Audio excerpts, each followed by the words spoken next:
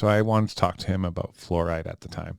And he said, I love fluoride. It's great. The whole water fluoridation process is amazing from a chemist standpoint. And I'm like, okay, explain it to me from a chemist standpoint. Mm-hmm. And he said, well, the cool thing is like you have to boil it. So you boil it to a certain temperature, and then the fluoride molecule binds with the hydrogen molecule. Mm-hmm. So then you have essentially what would be H2FLO, right?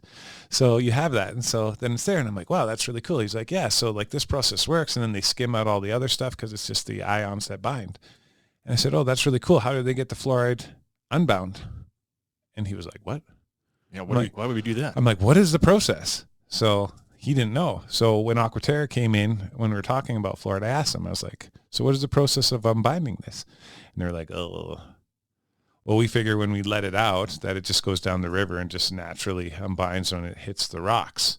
And I'm like, so what essentially you're saying is we're putting this water that's cleaner than it's ever been before, but at 0.7 parts per million more fluoride in it. So has there ever been any downstream studies on the impact on the fauna, on the bugs, on the fish, on the water quality? Yeah, the whole biome, like algae, like algae growth, whole riverine system. Have we ever looked at this over a time horizon of 40 years? Which I knew the answer was no. Like Aquaterra's only existed since 1999, right? But they didn't know. So that's the problem, is without even putting it into consideration, we could be forever changing the landscape just by pumping in this, essentially, it's not just a neurotoxin, it's bio waste.